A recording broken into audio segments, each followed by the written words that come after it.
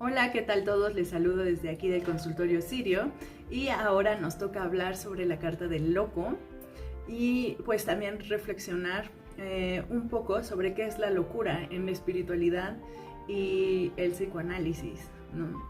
Es un tema como muy interesante y creo que dentro de la espiritualidad y el psicoanálisis podemos encontrar varias cosas en común, aunque no lo parezca así. Lo primero que vemos en esta carta es un par de opuestos, lo humano y lo animal, ¿no? En esta carta está como muy claro, no hay más que esos dos. Entonces, en el psicoanálisis junguiano, pues el doctor Jung decía que una parte importante o una función importante de nuestra personalidad es poder juntar los opuestos, ¿no?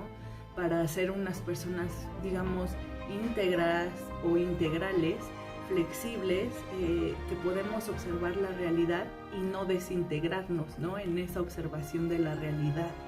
Entonces, la locura dentro del psicoanálisis va a remitirnos a esta especie de desintegración, ¿no? Como de estar fraccionando, en donde evidentemente pues las ideas o el contenido inconsciente de las personas sobrepasan a la persona misma y entonces pues la persona pierde total libertad, ¿no?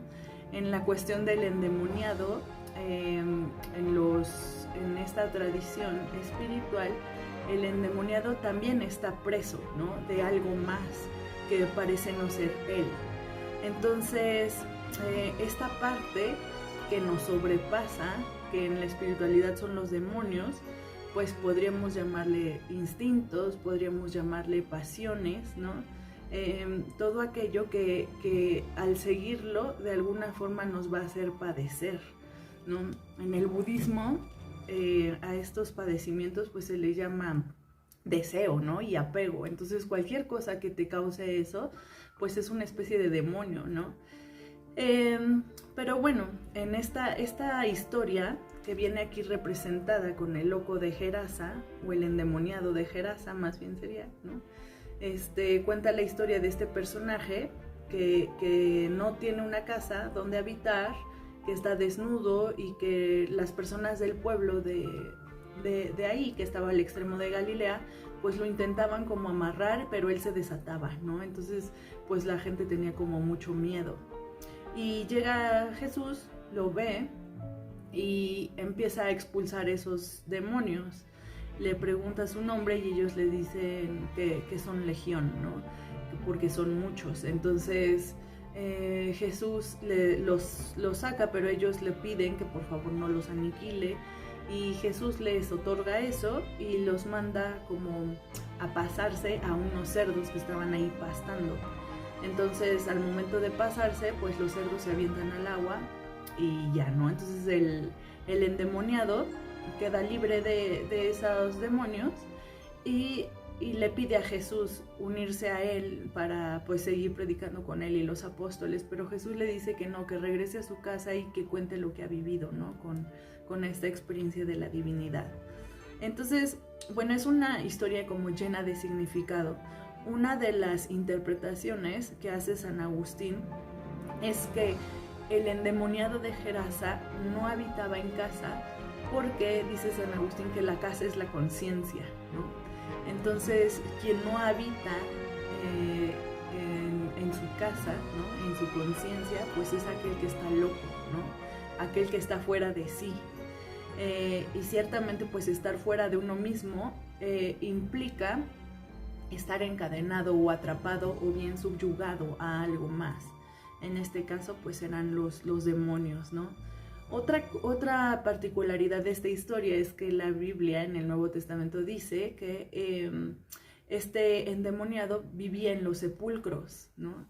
Y San Agustín dice que los sepulcros es todo lo muerto, ¿no? Gozar en lo muerto, en obras muertas. Y eso tiene mucho que ver con la fantasía, ¿no? En este caso, la fantasía que nos lleva a esa locura. ¿Por qué? Porque cuando fantaseamos, no estamos produciendo en realidad nada, ¿no?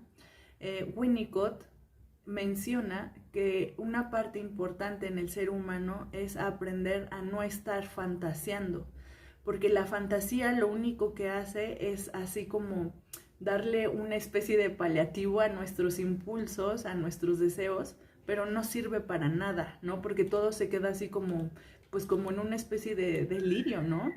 Y eso no funciona. Entonces Winnicott dice que hay que pasar de la fantasía al dominio de la realidad, ¿no? No sirve de nada que estemos como diciendo, ay, pues voy a hacer esto, voy a hacer lo otro, y nos llenamos de planes, pero esos planes en realidad son una fantasía, ¿no? No son realmente un plan que se pueda llevar a cabo. Para eso se necesita el contacto con la realidad, la verificación con la realidad y un dominio de esta misma, ¿no? Entonces, pues es algo muy interesante. A veces pensamos que la fantasía lo es todo, ¿no? Y en esta parte, tanto lo espiritual como en el psicoanálisis, pues la fantasía hay que tomarla como con pinzas. Por otro lado, el doctor Jung decía que es muy importante, no la fantasía, pero la imaginación, ¿no? Que eso es algo distinto. Para el psicoanálisis junguiano, imaginar tiene que ver con hacer alma. Entonces, es el acercamiento a la realidad a partir de la reflexión y de la visión que uno otorga a esa realidad. Entonces, en eso se distingue la imaginación de la fantasía. La imaginación es fundamentalmente creativa, cambia algo, ¿no? Lo transforma. Pero la fantasía no cambia, ni transforma, ni construye. Simplemente nos mantiene en el placer de estar pensando o ideando cosas que no existen y que seguramente pues no van a existir, ¿no? No existirán. A diferencia de la imaginación, que implica un dominio intelectual, un dominio cognitivo y material también, ¿no? de la realidad. Si pensamos en la psique, que es el alma, pues también habría como una especie de dominio espiritual. En este caso, de la espiritualidad ortodoxa, creo que tendría que ver con ese dominio, con la fe, ¿no? Con poderse sostener de la mano de lo divino, ¿no? Y poder entender estos caminos que abre Dios y poder uno, a partir de su libertad y su reflexión, incidir en ellos con la firme voluntad y confianza de que ahí está Dios, ¿no? Entonces, de otra forma, dentro de la espiritualidad, pues la fantasía nos mantiene en este estado endemoniado, en el que residimos fuera de casa, fuera de nuestra conciencia, y lo único que obramos o que actuamos es en el sepulcro, ¿no? En obras que son muertas, porque no van a tener ninguna repercusión en la realidad, ¿no? Entonces, estos demonios pues pueden ser de varios tipos, ¿no? Yo creo que por eso le dicen a Jesús que son legión, porque hay varias formas de fantasear y perder el tiempo, de perder incluso nuestra voluntad, ¿no? Con este tipo de ilusiones que nos alejan de nosotros mismos, de nuestra realidad, de estar en presencia de nuestra conciencia y en el presente, ¿no? La conciencia es presente, es el saber desde el presente y el poder actuar en ese presente. Entonces, pues esta parte en donde los demonios se van hacia los cerdos, también hay estas interpretaciones de que los cerdos pues son como todas las personas que son como soberbias, ¿no? Y en parte puede ser, ¿no? Porque finalmente la locura implica el estar uno en su propio sepulcro, ¿no? Y si algo tiene el loco es que deja de tener contacto con lo externo, ¿no? Con la realidad que le rodea. Entonces ya no hay posibilidad de comunicación, de relación.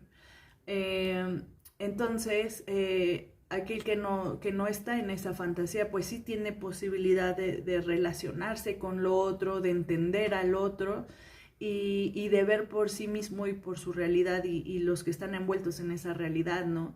Entonces al soberbio eso no le importa, ¿no? Al soberbio le importa pues nada más como su propia parte, ¿no? Su propio juicio, lo que piensa que está bien o que está mal, y si lo demás no corresponde, no le interesa. Entonces ahí hay un alejamiento del contacto, ¿no? Por eso esta parte de la humildad es importante en la espiritualidad, no en la cuestión como económica tanto ni material, sino la humildad para poder entonces hacer que el otro ingrese a nuestro mundo, ¿no? Y nosotros al mundo del otro. Esa es la humildad, ¿no? Y esa es lo especial, la cualidad especial de un alma para poder llegar como a ese mundo de la divinidad, ¿no? A esa presencia de Dios, en donde pues se puede vivir armoniosamente con el otro, ¿no? Por eso también el mandamiento dice: amaos los unos a los otros, como los he amado yo a ustedes, ¿no? Entonces, ciertamente aquel que está loco es incapaz de amar, porque no puede relacionarse con el mundo. Esa es, como creo, una de las grandes apropiaciones de los demonios, ¿no? Que entran a la conciencia y la encadenan, y entonces ya la persona no puede hacer comunidad. Se vuelve por completo individualista. Y por último, pues, para concluir esta parte sobre los demonios, la locura y la fantasía, también vamos a ver que en este juego de los opuestos, ¿no? Mientras nosotros nos colocamos en una posición, el otro opuesto nos va a estar persiguiendo, ¿no? Este es el movimiento que se le llama enantidromía, ¿no? En griego, que es como la persecución de los opuestos.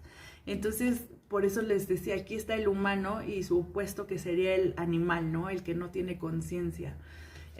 Pero también está este opuesto entre lo divino y lo demoníaco, ¿no? Entonces, por eso, por ejemplo, en la historia de los exorcismos, no vamos a encontrar nunca un exorcismo en una persona atea, ¿no? O lejana a estos conceptos de Dios, ¿no? Y la divinidad, porque no existe ese movimiento de enantidromía, no existen esos opuestos, ¿no? Entonces, también es interesante esto, ¿no? Que en la posición en donde nos coloquemos, ese otro demonio nos va a estar persiguiendo. Entonces, pues eso también es muy importante tenerlo en cuenta, ¿no? Si aseguramos con fervor algo, ¿no? O sostenemos con mucho fervor, fanatismo, ¿no? Fantasía, algo, pues su opuesto nos va a estar persiguiendo. Y eso es lo que ha creado estas sombras colectivas que forman la historia de la humanidad, ¿no? Que terminan en genocidios, que terminan en movimientos sociales de pues fascismo o eventos sociales que tienen que ver fundamentalmente con la muerte y la opresión del otro. Entonces, pues esta es una reflexión importante del loco, porque pues hay que ver en dónde está nuestra casa, ¿no? En dónde está nuestra conciencia y qué tan cerrada o abierta está, qué tan abierta está la realidad y qué tan encerrada en su propia fantasía se encuentra, ¿no? Entonces, bueno, pues este fue el endemoniado de Gerasa, y esta fui yo, Carla María, del Consultorio Sirio, que les saluda con mucha alegría y gratitud de estar aquí.